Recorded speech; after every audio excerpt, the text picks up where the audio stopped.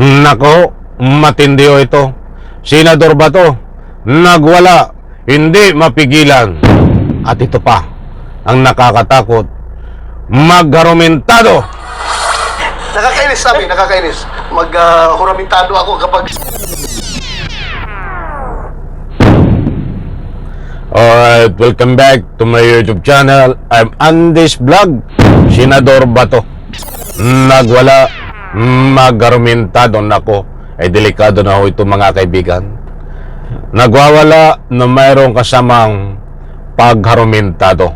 Kaya ba, ay lasing ba ito? Kasi gawain lang ho ng hindi magandang kaisipan yan. Yang pagwawala at pag-argumentado, ba't sa puntong ito mga kaibigan? Ang ibabagi ko po sa inyo, ito po yung unahan ko kayo, hindi po ito fake news. Dahil mismo, bibigyan ko kayo ng resibo na itong si Senador Bato ay nagwala at mag-argumentado. Mismo galing na po sa kanyang mga galawan ito, mga kaibigan. Nako, huwag nyo pong kaligtaan na panoorin ito. Dahil dito pa lang ho ay matutuklasan nyo ang hindi magandang asal na pinakita ho ni Senador Bato. Mga kaibigan, nako, magugulat po kayo. Kaya kapag mayroon po kayong pagkakataon, mga mahal kong taga-subaybay, ay patapusin po natin ang vlog na ito. At nang sa ganon lubos po nating maunawaan. Siyempre, isang like ko sa video na ito bago tayo magpatuloy. Salamat po. Shout out po sa lahat mga kaibigan. Matindi ho ito. Ay matapang ho ito si Bato dahil nagwawala, nananakot at mag-argumentado. Alam niyo po bang ibig sabihin ng argumentado? Yung pag-argumentado, kahit sino nakaharap mo dahil nagwawala ka, ay pwede mong ikangay gawa ng mga aksyon na hindi mga magandang galawan mga kaibigan. Marami po ang sakop niyan, argumentado. Kaya nakakatakot po ito. Itong galawan na ito, ni Bato. Huwag po kayong haharap sa kanya. Huwag kayong lalapit sa kanya kay Bato. Dahil nag-argumentado ho, mga kaibigan. Nandahil lang po, dito ho sa ibabahagi ko po sa inyo ang dahilan kung bakit nagwala si Bato at mag-argumentado. Ito mga kaibigan, ibabahagi ko po sa inyo. Nako, mapagpalang umaga. Hindi nyo gusto yung nangyayari ngayon sa West Philippine Sea. Personally, sa inyong pananaw, na masama ang ginagawa doon ng China kasi ginagawang issue yan sa inyo Yung mga kandidato ni President Duterte, pro-China daw kayo. Ano po ang tingin nyo sa ginagawa ng China ngayon sa West Philippine Sea na in dealing with the Philippines? Alam mo, ay usapang pro-China na naman ito mga kaibigan. Nako, ay hindi ba kayo mahiya? Itong mga galawan ng kampo ni Digong, masintabi naman, di ba kayo tumingin nga kayo? Lalong-lalo na ito si Bato. Ito muna tayo kay Bato. Talakayin dahil ito ang bigyan natin ng highlight. Tumingin muna kayo sa sarili nyo bago kayo magsalita ngayon, panahon ng eleksyon. Tungkol dito, nagmamalinis kayo ay sobrang dungis at dumi nyo naman ng mga gawain dito sa ika nga po'y pag sinabi na China. Ngayon, panahon ng eleksyon, ikakabit nyo ang sarili nyo na hindi kayo pro-China, anak na katakot-takot. Huwag ganon. Kahit patuloy ang inyong pambubudol, ay hindi mananaig sa taong bayan yan dahil gising na sa katotohanan ng taong bayan. Baka akala mo ba to? Uulitin ko. Itanim mo sa kukutin mo ba to? Baka akala mo ba to? Base sa iyong pananaw ngayon na ang tingin ng taong bayan sa iyo ay ganun pa rin ang tingin noon at ngayon. Kung mabango ka noon dahil nakadikit ka kay Digong nung pagkapanahonan na hindi pa kayo nabibisto, mabango kayo noon. Paniniwalaan kayo ng taong bayan. Kahit pa utusan nyo ang hanin ng kapulisan na pumaslang at magtanim, naniniwala ang taong bayan sa inyo noon na ginawa nyo ang trabaho. Ba't nung mabisto ho ang inyong kalokohan, sa ngayon ho, walang maniniwala sa inyo? Bato. Kahit nagkakamali ka, akala mo siguro ang simpatiya ng taong bayan ay nasa iyo pa rin. Kaya't ganyan na lamang patuloy ang pambubudol na isang uri ng pambubudol sa pamamagitan na gagamitin itong usapin ng West Philippine Sea at pro-China. Nako ho, eto pa, mga kaibigan. Alam mo, Amino, hindi naman ibig sabihin na kung naging stand ni Pangulong Duterte. First, we have to talk about President Duterte.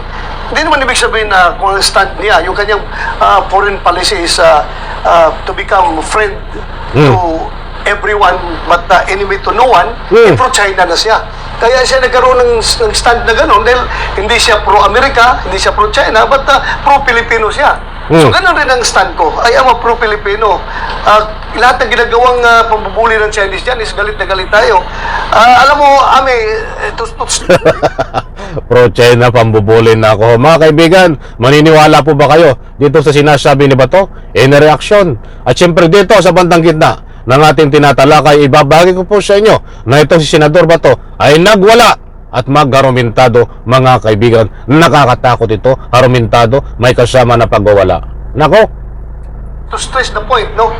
Alam mo, kapag mayroong pambubuli na ginawa yung ating mga Chinese dyan sa West Philippine Sea, sa ating mga mangingisda, ating mga Navy, mga Coast Guard, alam mo, with you, doon sa ating mga kasamang mga politiko, mga legislators, we condemn to the highest terms yung pambubuli na ginagawa ng mga Chinese dyan sa ating mga mangingisda. Anak na sa ating Coast katakot-takot. Guard. Yung kagandang remark nila, nagmamalinis po itong si Bato. Kayo na po ang bahalang umusga. O kung ano-ano ang sinasabi. pero pagdating sa budget deliberation, yun na.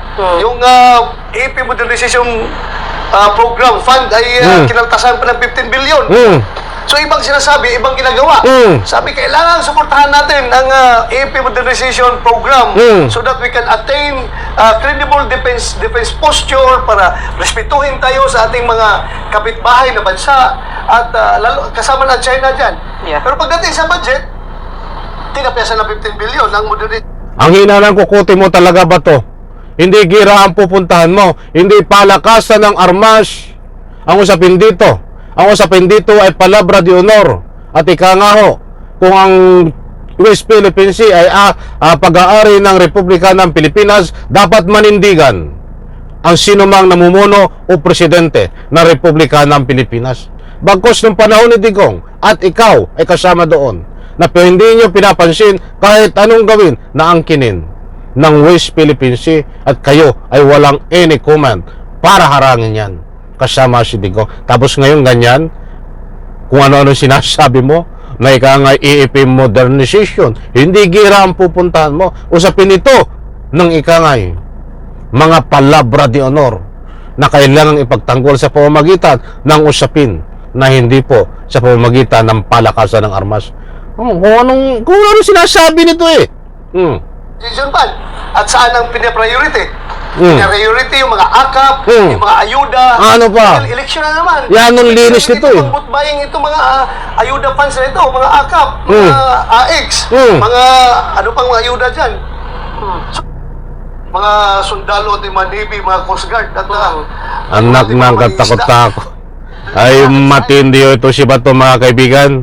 Kung ano na ang mga sinasabi, ay kayo na po ang balang umusga. Any reaction, diyan po sa comment section, inaanyayahan ko po kayo magbigay ng anumang public opinion. Eto! Huramentado ako. Yung nalulungkot dyan, parang niluluko natin yung ating mga sundalo at yung mga Navy, mga Coast Guard at yung ating mga mangingisda. Nakakainis namin, nakakainis. Huramentado ako kapag sabihin yung pro-China ako dahil buong buhay ko, lumalaban ako sa komunista. China ay komunista yan. Buong buhay ko nakipaggira sa mga NPA, nakipag-sundalo at pagka-pulis. Kaya hindi nyo ko masabi na pro-China ako. Hindi niyo ako masabi ng pro-China. Sabi ni Bato. So mga kaibigan, maliwanag ko dyan, itong si Senador Pado, itong si Senador Bato, ay hindi ho mapigilan, nagwala. At nakakatakot ito ho. Nagharumentado, mga kaibigan. Nako ho. Ay hinireaction po. Diyan po sa comment section. Huwag pong kalimutan magbigay ng anumang public opinion. Isang like ko sa video na ito. Bye-bye. Palakpakan.